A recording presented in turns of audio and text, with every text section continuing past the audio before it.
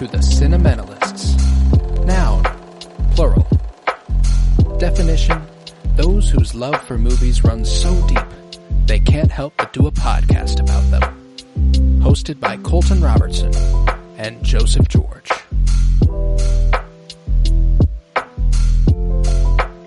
Hello everybody and welcome in to the Cinementalists, where today we are getting holidazed with How the Grinch Stole Christmas, released on November 17th in the year 2000. Written for the screen by Jeffrey Price and Peter S. Seaman. Trying really hard not to pronounce that a different way. Based on the book by Dr. Seuss, directed by Ron Howard. I'm Colton Robertson. I'm joined by Joseph George. What's up, buddy? Oh, what up, what up? Always a pleasure to be here. Oh, and it's always a pleasure to have you. This week differs a little bit from Home Alone last week because the other adaptations were kind of extras. If you can get to it, you get to it. If not, no big deal. I only ended up watching the original animated short and this. I didn't get around to the Illumination Studios Benny D. Cumby Boy version of it. So the conversation will be mostly about the Jim Carrey 2000 version of How the Grinch Stole Christmas. How'd you feel about this? Give me a little bit of a history with this movie for you. I know that this is nostalgic for a lot of people our age. Is that the case for you? Oh yeah, a VHS that was definitely used quite a lot around this time of year, and I mean, it very memorable movie in the sense that, like, I know I sat down to watch this so many times, but insane about how many things I just did not pick up on as a kid. Oh my God. And then now watching it now. It made me wonder when the last time I watched it was, because I genuinely, there's like, whenever the babies float into the city and the guy's like, our baby's here. He looks just like your boss. I'm like, that's fucking hysterical. There's a key party. There's an actual party, swingers party in the middle of it. Like, there's Grinch going, the sun is out and the powder's bitching. It's funny, man. Like, there was a lot of points in the movie where I'd forgotten how funny the movie was, and I could appreciate some of the humor a lot more now than I ever would have before. But yeah, I mean, I guess it had to have been. Shit, it must have been years since the last time I paid attention to this movie. It might be a decade or more, which is like, wild to think about. Like, it's probably been a long, long time. Because if it was, maybe it was on, I don't know, like, I'm trying to think of another situation where it would be on just like in the background at Christmas time, but I don't think so. Like, we used to always, like, Christmas time when all the cousins were over, we'd throw in a movie, or like movies were a lot more common to watch when we were, I don't know, young over at my Nana's house, but we just never do that anymore. I don't know. We don't sit down to watch movies anymore. But no, this one was Halloween time. It was at the Nana's house, and then Christmas time it was Polar Express and Grinch. Pretty much, like, those are the only two that people wanted to watch. And so, I mean, it was like, I know I've watched it so many times, but I mean, dang, I was in it for Jim Carrey, just for Jim Carrey. Just all the funny, it was the funniest shit of all time as a kid, just any physical comedy and he puts mistletoe on his butt, we found that, like, that's just hilarious, but now it's like, no, it is the swinger party or the, him slingshotting into a motorboat, him just fucking flinging straight into, I mean, like, it's wild how kind of horny this movie is, all the way through. But and the Seussiverse, as it were, at the beginning of the 2000s, between this and the Cat in the Hat, the live action Seussiverse. I mean, those are incredibly nostalgic movies for our people our age. We were both born in 2000, and I think Cat in the Hat was 2004. I want to say maybe 2005. But both of those movies have a 2003. God damn. Both of those movies have a little bit of a you go and revisit it now and you're like, oh, like, no way. And that's what's funny too, is that these are both movies that are, they're not incredibly well received, like, this movie has, like, by people our age love this movie, this is a movie that we grew up on, but there's an entire generation before and an entire generation after that just don't really get it. Which is fascinating, and I can't blame them one bit. I do think that when you compare it to the 25-minute animated short film, you kind of go, no, why did we need all of this? Because, I mean, I love that original animated short, Boris Karloff voicing the Grinch and everything. Absolute legendary stuff there. I mean, the original song, it's awesome. But I love I love the rendition of it by Jim Carrey. The way he sings it. The Grinch sings it about himself, out of like self-loathing and trying to convince himself that he's worse than he is. There's some interesting takes on the Grinch's personality in the live action one, as far as expanding upon his, I don't know, the reason he is the way he is, which I think is fun. Yeah, because in the animated short, it's just kind of. He is just a bad guy. He's just, you know, he just hates Christmas. Bro is just kind of a mean dude. And then he has all of this realization all by himself, pretty much. Like, it is all very kind of easily done. And, you know, it's still very in the spirit of Christmas. I'm not easy as in, like, they didn't explore, you know, his character at all. No, but I think, like, for an hour, 44 minutes, they need to do a little bit more.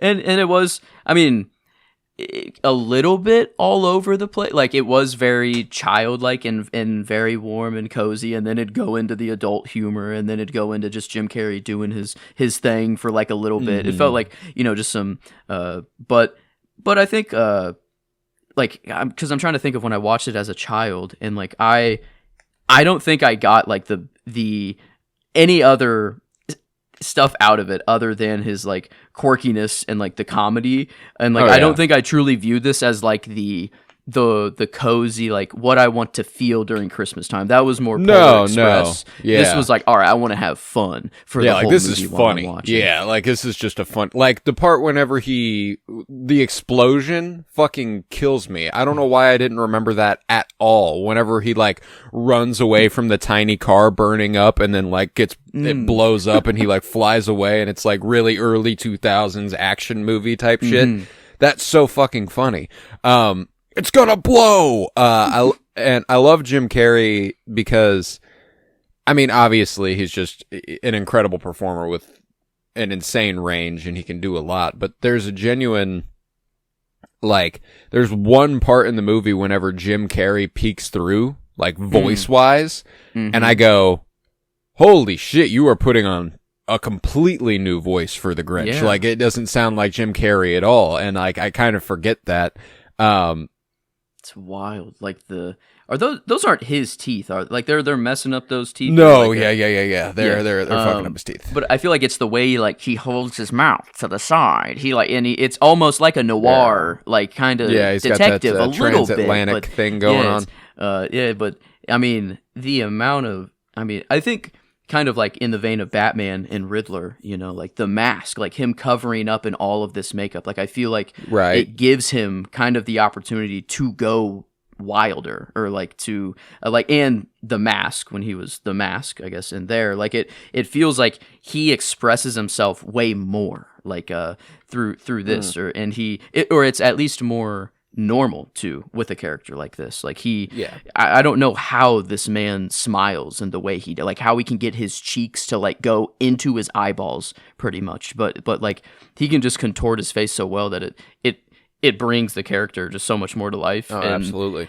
And I didn't know that the dude had to like actually sit through hours every single time they had to put this on. And there was an interview, or he was on a late show or something like that, and he said like, to deal with it, he asked how like prisoners of war, like how people deal with torture, and he was told like, well, you either smoke a lot or like you punch yourself in the leg to get your mind off of whatever's going on. So he said like he was just a chain smoking, punching himself in the leg over and over to like get through this whole makeup debacle, and you're just like back and forth through it. He said like it was terrible, but like, you know, I don't see that coming through, which is crazy because he has to turn that all off once the camera gets on. Like it probably is such an annoying thing to have to go through every single time, like 2 hours to sit down before you even shoot, and then it's going to take like another hour just to even get it off after you're done. Yeah, and that's pretty mild by a lot of modern Hollywood prosthetic work, Jake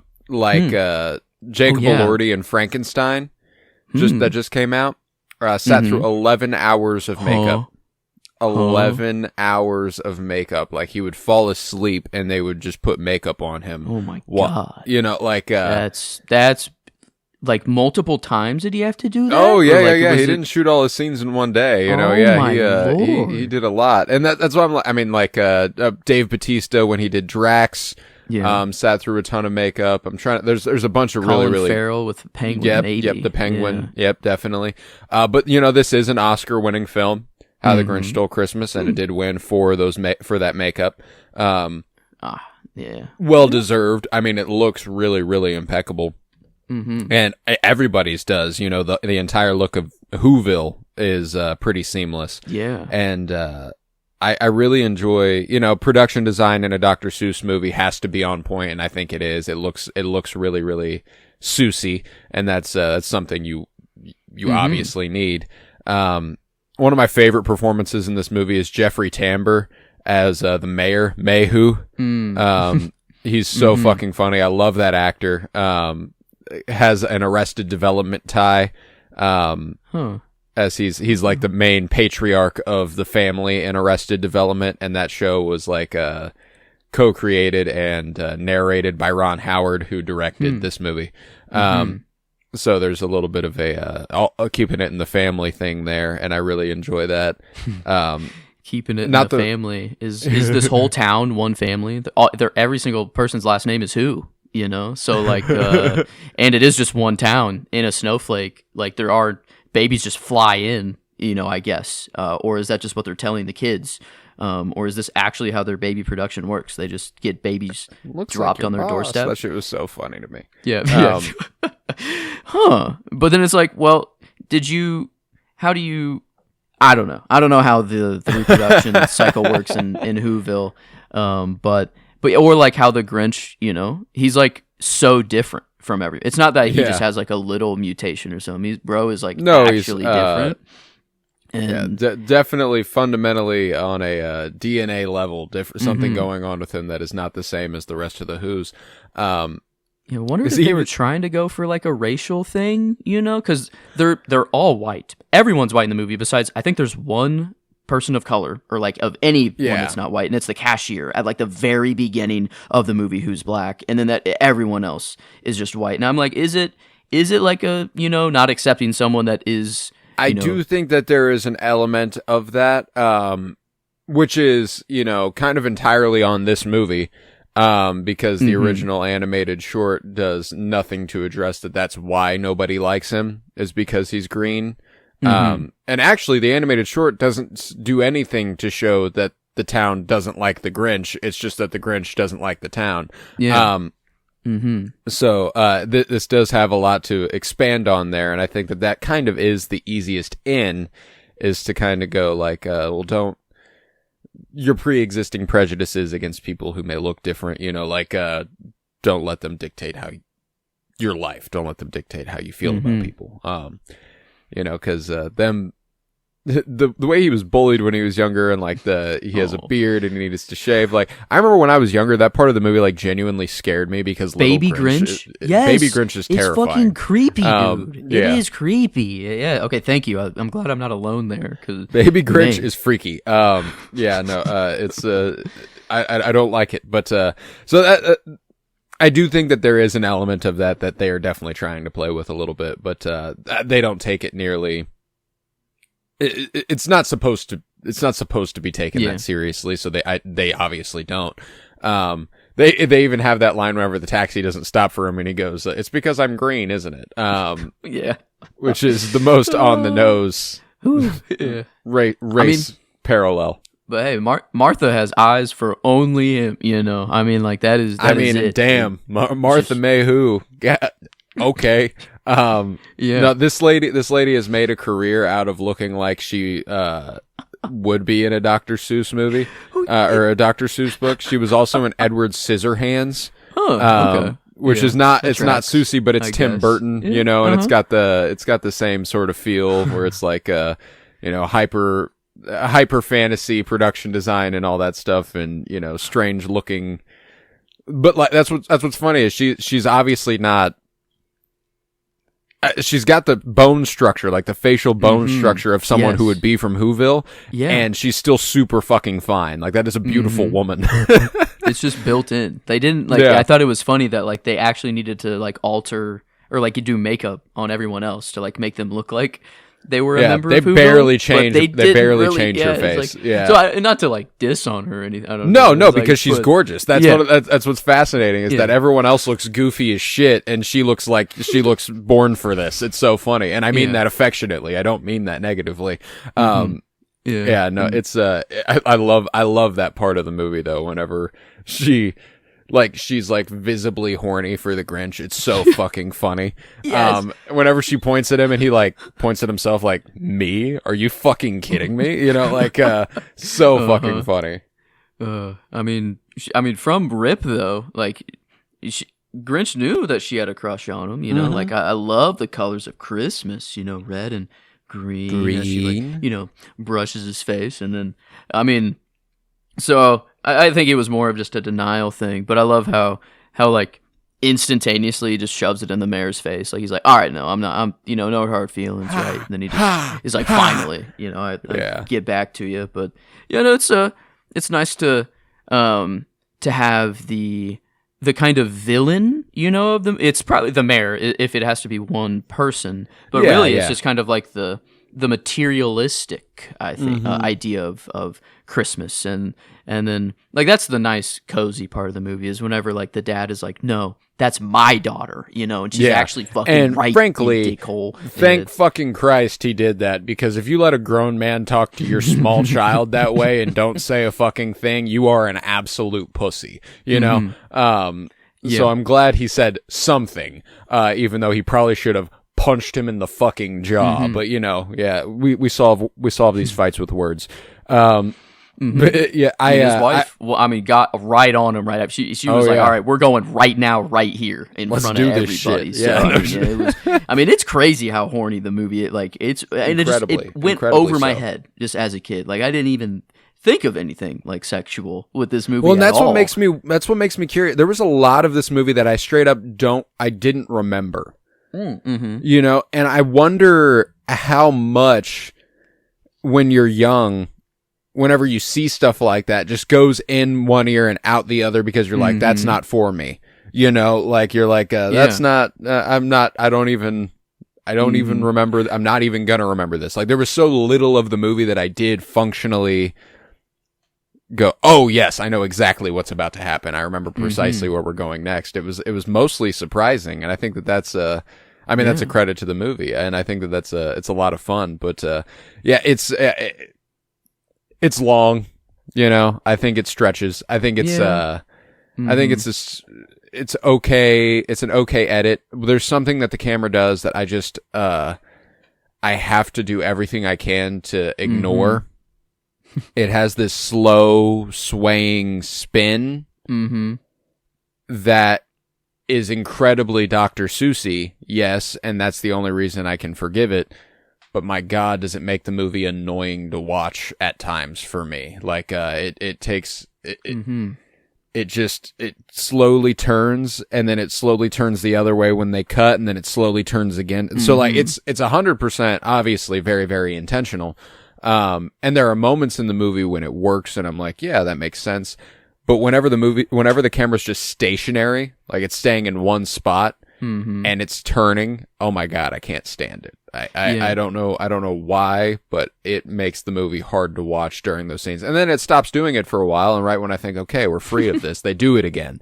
I didn't notice it at first. Like the thing, I just noticed no shot was like straight on ever. It was always at some angle or some just always off-centered. And then I went back to turn it on again because I'm like, now let me see if I can notice this camera spin. And I'm like, oh my God. Like I just went to random parts of the movie and it was like almost every time I just went to a random spot and I'm like, holy shit. Yeah, dang. I don't mind the off kilter. I don't mind the Dutch angle, I don't mind stuff like that. Mm-hmm. It's just the steady movement of the camera. It all looks, I'm okay with a movie that looks handheld. I have no issue with a movie that looks handheld, but there's so much just casual swaying that it almost looks like a documentary film, documentary filming.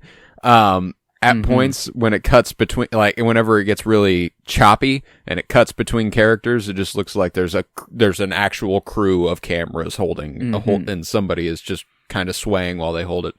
It's kind of in the same vein as like The Office for me, where like I just could never get into The Office for the shaky cam. Like it would be the only thing I would notice, and then I would just hate that I couldn't unnotice it, and then I could never enjoy the show. So it was like I know that people love that show, and it's very funny, very good. Right. But like I just never could get into it for that reason. And it's the mockumentary thing, it does make it hard to you do have to work to get past it. I'm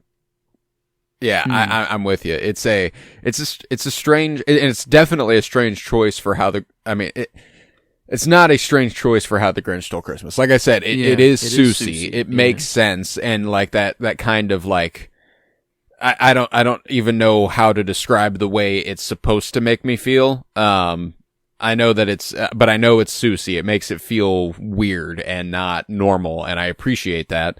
But man, I don't know. It just bothers the shit out of me. Like the whole mail sequence with, that's like the worst part of it for me. With Cindy Lou and the Grinch in that room, there's like a cut to the Grinch and it's spinning one way, it cuts to Cindy Lou and it spins the other, and then back and forth and back and forth and back and forth. And sorry about that. I just, it bothers the shit out of me. But, that's really the only thing filmmaking wise. I mean, aside from, I appreciate again the hyper fantasy of the top of Mount Crumpet and like how fake that looks. It's weird that Tim Burton is just kind of like the dark Dr. Seuss, like right. And I don't know how I've never really put the two together, but just these very fantastical worlds, and yet the sets that they were building were pretty damn impressive. Like in the town, the houses, like they had to build a lot of shit for this. Oh yeah, this is a very built out set. There's not a lot of, there's hardly any VFX work as far as the the green screen is concerned. A lot of it is very, very practical, and you can tell, which is what makes it interesting that this doesn't get to, as far as I could tell, it didn't get a production design nod. Man, that's what I thought it would have won, actually. I mean, makeup and costume, that does make sense. Makeup makes a lot of sense. Surprising that it didn't get anything for set design. That's what I would have thought for sure. Oh, okay. It nominated for art direction and set decoration. Okay. Set decoration, that makes sense. So, yeah. But it won Best Makeup, but nominated as well for Best Costume Design. Yeah. So, okay.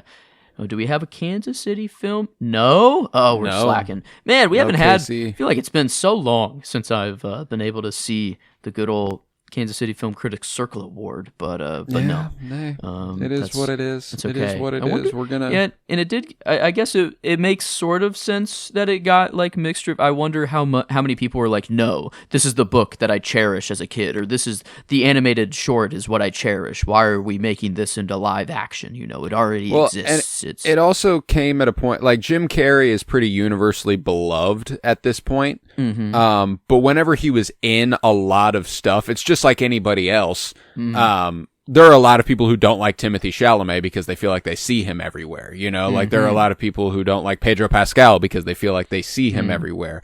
And both of those dudes, personality wise, have nothing on what Jim Carrey was bringing to the table. You know what I'm saying? So like whenever, if Jim Carrey's thing doesn't work for you at this time, you're really not going to like seeing Jim Carrey. So like that's, at a prolific time in his career, he was at the top of his game. He was in a lot of stuff. Kind of makes sense that people were like, that there were some people who were like, this isn't for me. I don't like this. And there's always going to be a crowd of adults who for some reason hate children's movies. Yeah. And it's not, not that you should be like, yay, children's movies, but you if you don't like them, you should probably just kind of keep that, be indifferent. Don't be like, this movie fucking sucks. Well, it's like, it's not for you, so that makes sense. Yeah. And I think it goes to, like, show how the movie handled, like, how we don't remember a lot of the adult humor at all, or it just went right over our heads. I think that's, like, a really good balance to strike with a kids movie. Something that, like, obviously the kids will enjoy it because of the physical comedy and everything else that's going on. But then the adults that are in there in the theater with their kids, if you are going to the theater to see this, they still will have enjoyment out of it too. And I think, like, maybe one of the feelings that I hated the most while watching a movie with my family is when everyone else laughs and then I'm just like, wait, what? I'm like, I didn't know I was supposed to laugh, and I'm like, it must just be something I don't get yet. And then so I would hate that. And maybe that's why, like, parts of the movie are out of my head, is like, maybe my family would, like, they would laugh or like at this looks just like your boss or what, and I'd be like, huh, like, wait, how is that funny? But I don't want to ask to embarrass myself because I didn't get it, sort of thing. So you laugh along, smile and wave. No, I do. Like I said, I do think that the movie has a lot of fun, quirky, and Jim Carrey is incredible, like, physically and comedically, just a genuine genius. Like, he is so good at what he does. And without him, this movie is not good. Yeah. Like, that's kind of what's incredible about Jim Carrey, the weight Jim Carrey carries, forgive me, for the movie is, like, I can't imagine anyone else playing the Grinch here, and if they do, I don't think the movie's nearly as well done. Yeah, and I do like Ron Howard a lot. I think he's a really interesting director. He's one of those guys who, proves that you don't have to be an auteur to have vision. He did Willow and he did A Beautiful Mind, and he did Solo, a Star Wars story. Okay. Yeah. So, like, there's nothing that really ties those movies as far as, like, I don't know, an artistic style. Like, it's not Wes, it's not it's not Yorgos Lanthimos. It's not like these guys who, when you watch those movies, you go, oh, this guy made that movie.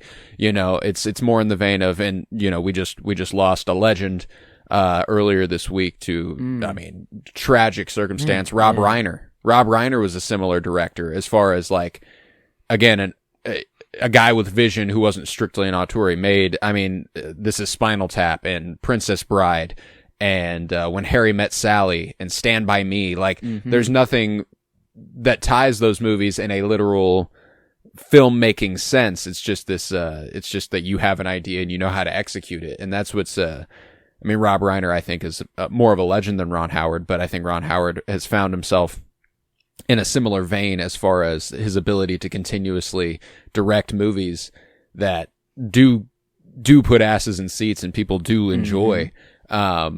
And there's not really much that ties them. It's a really interesting filmography Ron Howard has built out for himself. And How the Grinch Stole Christmas is definitely one of the more, like, no shit that he did that, huh? Like, the guy who did Willow and the guy who did Solo, a Star Wars story, somewhere in the middle made How the Grinch Stole Christmas. Fascinating. He also developed Arrested Development, which is another just, like, what the fuck? How? What?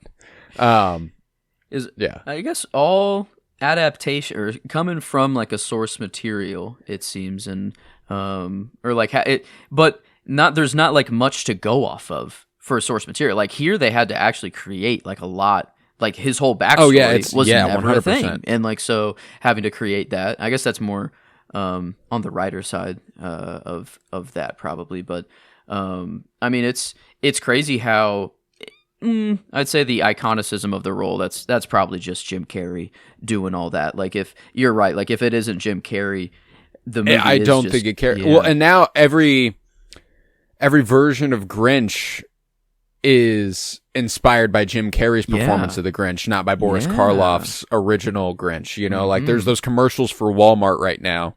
I don't know if you've been seeing those that have the Grinch in them. Oh, that's the being dude off Westworld. It's a guy. It's Walton Goggins. Who has been in, I mean, a ton of stuff. Incredible actor. Yes. Never would have known it was Walton Goggins unless somebody pointed it out to me. Like that performance is obviously Jim Carrey Grinch, and there's this Universal Studios version of Grinch who goes viral every Christmas season. He's incredibly funny at it. He's so good at Universal Studios, who is obviously playing Jim Carrey's Grinch. And there's even going back to the Benedict Cumberbatch version, the animated one, like that is an animated adaptation of the Grinch, which you would think would take more after the original cartoon, but it doesn't. It takes more after Jim Carrey's Grinch. And that's why I'm like, I don't think there's a way of knowing just how different the movie could have turned out had it been a different performer. I'm not even going to say lesser, because someone we talked about last week with the Home Alone movies from Home Alone 2 was Tim Curry. A legendary performer. You brought up It earlier. He was the original Pennywise. Yeah. He was in Rocky Horror Picture Show and the movie Legend with Tom Cruise, the Ridley Scott film. He's been in a lot of great stuff. Three Musketeers, tons of great stuff. I don't think if he plays the Grinch, which he puts that smile on at one point in Home Alone 2, that's the only reason we brought it up. I don't know that it's nearly as good as this. There is a version of the Grinch movie with him as the Grinch that could be good, but it's not this version of the Grinch movie. And that's why I'm like, it's really interesting that Jim Carrey managed to shape this movie the way he did as the lead, because it could be sorely lacking without him. I wonder who else was really, really big in 2000 that could have theoretically been cast. Yeah, I don't know, and that's what's interesting. Was there even a second choice? Was it we're going to do this with Jim Carrey, or we're not going to do it at all? I watched some man, they said there were other people, and if they couldn't get one of these four people, then they wouldn't even make the movie to begin with. It needed to be someone big, or else they wouldn't have even gone through with the movie. I think Bruce Willis was one of them. That was the only name I can remember, but he just is not. Jim Carrey was suggested for the title role by Audrey Giesel, the widow of Dr. Seuss, who controlled the rights to the book.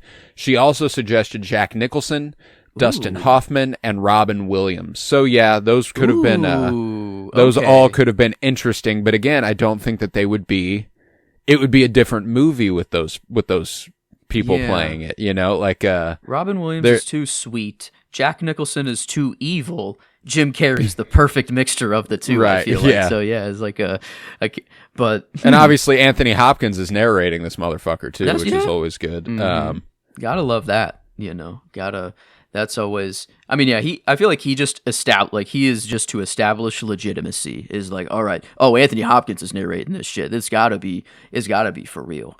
Or at least that's. I love just hearing his voice over anything. And yeah, it's the Jim Carrey. The fact that it is inspired off of him now and not the source material. That obviously we know that they struck something here. If the movie's not widely received as great, well, people are impersonating this role every single Christmas, and I feel like there is a direct correlation between people who are impersonating a role and how iconic a role just happens to be. It is how many people try to do the James Earl Jones Darth Vader voice. It's that iconic that people love to impersonate that, or even just someone like Morgan Freeman is impersonated just because his voice is so iconic. And I think they definitely struck a chord with the character here, and they expanded on him quite a bit, and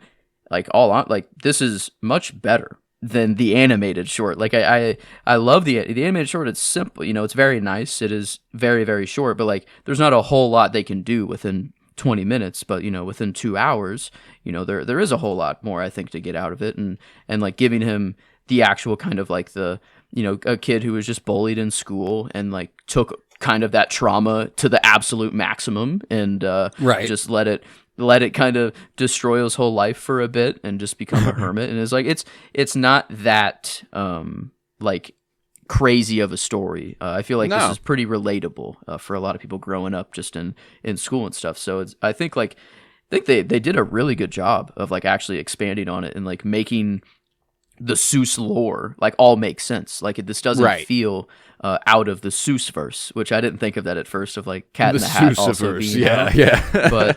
But like the Cat in the Hat, like I love that movie, funny, like, and we watched the shit out of that too. But like I can't deny like that this is just well better. Like this feels much more like a movie production. Like, this one being nominated for Oscars makes sense. I would never expect that of the Cat in the Hat. Yeah. And to speak to what you were speaking about a second ago, the original 25-minute short, I appreciate that it's just kind of opposed to the material. Like that is all it is. Like it's like the thing that the Grinch, he like steals everything and then they still come out and they celebrate Christmas. He's like, holy shit, it's not about all of this. I thought it was about all of this. Okay, well this is fine then. You know, like that's incredible. Like I love that he's just like, he's like anti-consumerism is like all the original Grinch is. And then like as soon as he realizes that's not what it is, he's like, oh, well then that's fine. Fuck that. You know, I was being mean. And I appreciate that they do kind of, you know, they obviously expand on that quite a bit in this. And they strengthen the Cindy Lou Who and Grinch ties. The actress who plays her, Taylor Momsen, I think is her name, or Mamsden, or something like that. Momsden, her and Jim Carrey saw each other at some event for the first time since filming, like within the last few weeks. Really? What? What? Yeah, like that's a crazy reunion. Yeah, no kidding. They were like, they were like, holy shit, hi, like, and like it's on camera. They're saying hi to each other, and Jim Carrey goes, "We have not seen each other since we made How the Grinch Stole Christmas." Wow. Like that's holy shit, that's wild, you know. 25 years, yeah. I mean, it's 2000. I didn't know this came out in 2000. But it makes so much sense. This is a very it's a very 2000 movie. Yeah, and the like the sets, everything. I love the. Like the what do you even call this? The Christmas light gun machine? Or whatever, and is like just the random props they'd bring out, or like even the mail sorting room, how like it doesn't make sense at all. Everything's fragile. It's just falling over. And it's really, I appreciate that that's not Seuss, like that's not from the book, it's not from the animated adaptation, that's just stuff that they did that were like, this is kind of Dr. Seussy. Like that's cool, that's creative. I love stuff like that. I mean, I love the male part of the movie. It was like jury duty, eviction notice. You know, it's subpoena. It's super funny. I love. Again, I just love the movie. It's a great time, and I think that nostalgia really carries a lot of weight there. But I don't know. I'm very, very fond of it. But it's also extremely simple. And extremely, and again, I do think it's long in the tooth. I don't think it needs to be quite as long as it is. But it's still a great time. I mean, it's got a great cast. I know we brought up Jeffrey Tambor earlier, but Bill Irwin plays Cindy's dad. And he's been around the block. He's been in a ton of stuff. He is the voice of Tars. Are you shitting Tars. me? Yeah, love Tars, and that's what he learns. He learns to oh my god. Oh, it all makes so. Oh, this is too good. This is too good. Wow, had no idea. I lost you a little bit. Are you still there? Yeah. Still, I think I went too crazy. I think Tars. Can you hear me? I cannot hear you. Oh wow. Oh, maybe not. Okay. Oh no, everybody. Uh oh. Am I back? Am I here? No. Oh. No. Yeah. No. Do I have you? I can hear you. Yes. Are you back? Okay. Do you hear me? I think yes. We're back now, I believe. So I can kind of hear you. Yeah, there you are. What? Oh man, did Tars really just fucking hacked us? Tars fucked it all up. Yeah, Tars. For the first time, Love Tars did not win. Wow, he had to interject himself. Maybe I'll be editing. I'm gonna go back to this, and I'm just gonna hear freaking Bill Irwin just speak out to me or something. But yeah, that's he did. You know, he was good. Very you go ask your mother, I'm going to do something crazy at this, actually. I'm thinking I'm going to do something radical, or I forget what Cindy says at the little their award ceremony. He's okay, do that something sounds drastic. Good. Yeah, just ask your mom, and whatever. And he's just kind of the normal dad. But yeah, the scene where he does come back around, like, I didn't necessarily cry. There were a few like little tear ups, of those sweeter moments. Of just like, that is just Christmas, stuff, and because whenever he first comes down to accept his award, and like he is down in the city, I'm like, wait a minute, is this like the end of the movie? I'm like, no way. I'm like, there's so much more that I remember, and then I hit the runtime, and I'm like, oh yeah, no, there's still like an hour left of this movie. Yeah, we're good. Yeah. Because I thought like it, but not a bad example of how much the movie stretches for you to be like, it wasn't completely unfeasible for you to think that could be the end of the movie. Like you were like, is this the end of the movie? Yeah. It feels long, but yeah. I mean, Bill Irwin does a good job. We brought up Christine Baranski. She's really, really good. I like her in everything she's in. She's one of the bigger parts of Mamma Mia. Also, always gonna love her in that. Bigger supporting roles of Mamma Mia, I should say. But this guy looks familiar. The cop, Clint Howard. I don't know. Oh, the cop. I don't Gotcha. know the cop, but nothing in his filmography is really going there. He's in I guess Apollo 13. I still haven't seen that yet, but I guess that's Ron Howard as well. That is Ron Howard as well. Yes, I have that on physical. Yes, I do. I do have it on physical. I don't know how I haven't watched that yet. But yeah, I don't know. Who did you say I would have maybe? Clint Howard. He's in a lot of stuff. Oh. Molly Shannon. Molly Shannon is that's Cindy Lou's mom, if I'm not mistaken. She was most recently. This is funny because this is a really random pull from Molly Shannon's filmography because she's done a ton of stuff. She's extremely funny, but she was in one episode of Twin Peaks in season 2. Really? And yes, she just popped in, popped out. She was a very, very small role. It was before she broke through on SNL and everything. Like she was not a name yet. She just showed up, and I remember being like, "Holy shit, that's Molly Shannon." But yeah, I mean, she's a legend now. But one of my favorite, another Christmas movie she's in that I love is the Santa Claus 2. The Tim Allen movies. Oh, I forgot about those. Oh my gosh. She's the one who she stands up during a date with Tim Allen, and she's like wearing the Christmas sweater, and she's a real nut, and she sings at dinner, and she's she's just she plays the nut that she is. Talladega Nights, another great Molly Shannon role. She's the wife of the guy who owns the NASCAR team. And she like gets off on the vibrations of the cars as they drive by her suite. It's very, very funny. Extremely funny comedian. I love Molly Shannon. So yeah, I mean, great cast, but, wow. Yeah, I don't know. Baby Grinch, 8-year-old Grinch. One of the only other notable roles is he's the being in the Poltergeist, the legacy Poltergeist. I don't know. Some creepy, shit. I guess, yeah, bro is just a creepy kid, it sounds like. Perfect. Because the Baby Grinch does freak the fuck out of me. Like, still, I don't know, to this day. Like, why is the Baby Grinch more creepy than when Grinch is trying to be creepy and evil and scary? Is like, well, the Baby Grinch is scary. The 8-year-old Grinch I don't have as much beef with. Okay. Oh yeah, like that's true. He does grow up a little baby. Bit. Yes. Yeah. Like that one doesn't bother me as much. It's the baby. That one I'm like, what the fuck is wrong with this thing? Unholy. No, I was dropped into a swinger party and then got moms, Like bro just had 2 moms. I really want to break down how the Whoville like relationship or how this even works, how Whoville functions. It's a very interesting town here that they got going on. But yeah, I don't know. I love it, man. I do. I think it's a fun, simple, stupid, silly movie.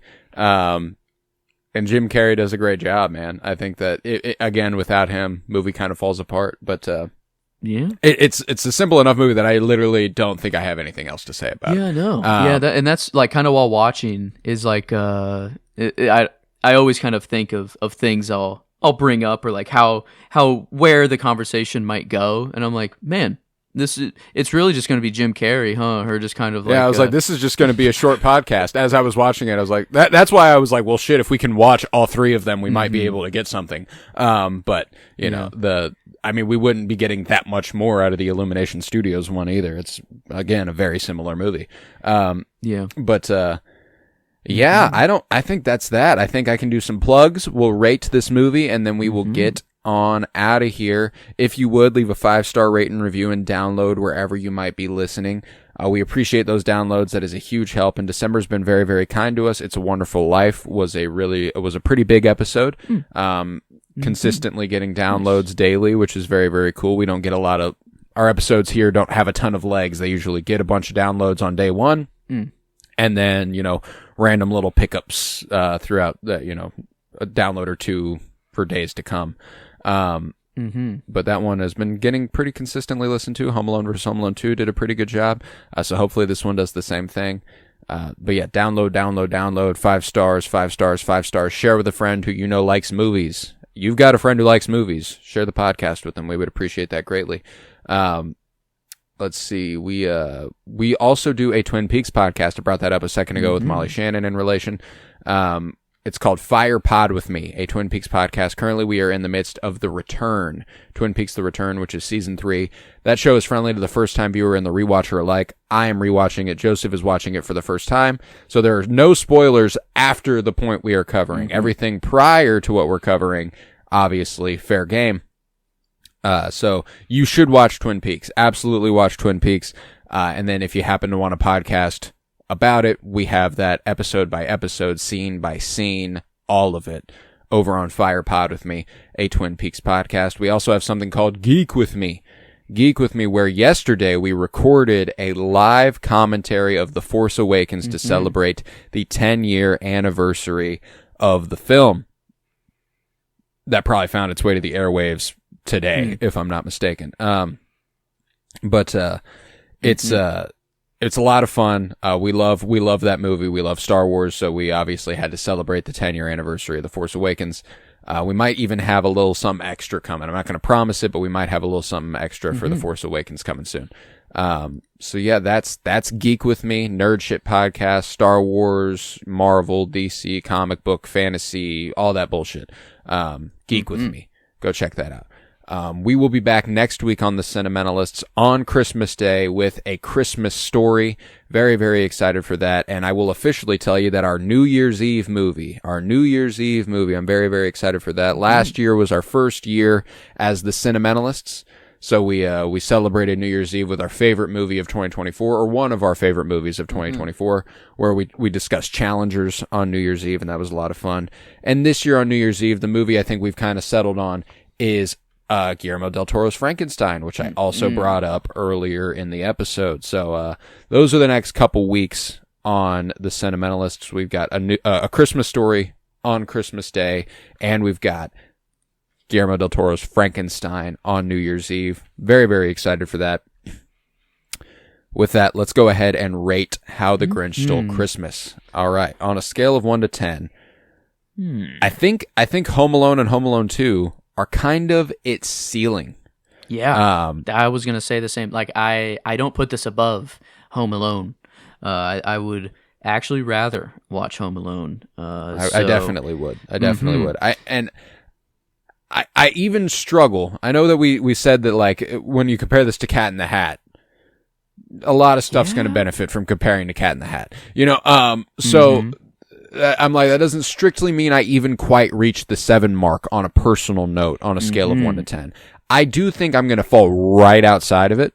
I think on a scale of 1 to 10, I'm going to give this a 6.75, which I know is just hyper particular for those joining us for the first time potentially. But we do integrals of 0.25, and I'm putting this just outside the 7 out of 10. I'm going 6.75 for How the Grinch Stole Christmas. I think it. Let's see. Does oh yes, perfect. Because I wanted to give it a 6.9 for how horny it is and how just sexually charged it is. True. But if I do give it a 7, it gives the overall rating a 69. There you go. You go. I think that is kind of perfect for the meme. Mm-hmm. For the meme, we have a 6.7 and a 69 in there, and I'm ready. I'm ready for 6.7 to die. Honestly, at this point, but 69 will. I had a never kid die. in the restaurant the other day. Oh my fucking God. The way that his mom wanted to throttle him for going 6'7", 6'7", 6'7", 6'7". I couldn't It was so imagine. fucking funny. Oh my it was God. so Like, fucking yes, funny. I was like, oh my God, it killed me. And like, I was so lucky I didn't have to wait on that table, but like, I could not handle it, cause she looked like she wanted to, do bad things. Yes. Yeah. But yeah, no, it's good old 69% though. That's it's rare that we kind of dip into the. We don't get down there often. We don't get down there often, and that's kind of I wouldn't mind getting down there more often though. It's. Yeah, there's a lot of fun movies. Mm-hmm. There's a lot of fun movies that aren't quite as good as some of the movies we like to cover, and this is a good example of one where I still enjoy it. I have a good time. I like watching it, but when I take a step back and try to evaluate the movie on a numerical level, which I know is asinine anyway, I go, "Yep, that's this isn't as good as some of the other things we've covered." And 69% on the old sentimental-o-meter. We love those. We love those. So good stuff. I'm happy with it. But yeah, we will be back next week with a Christmas story on Christmas Day. Very, very excited for that. Stick with us. Leave a 5-star rating review, like I said. I was Colton Robertson. I was joined by Joseph George. Thank you very much, homie. Oh, thank you for having me. It's always a pleasure to be here, homie. Oh, and it's always a pleasure to have you. And remember, help me. I'm feeling.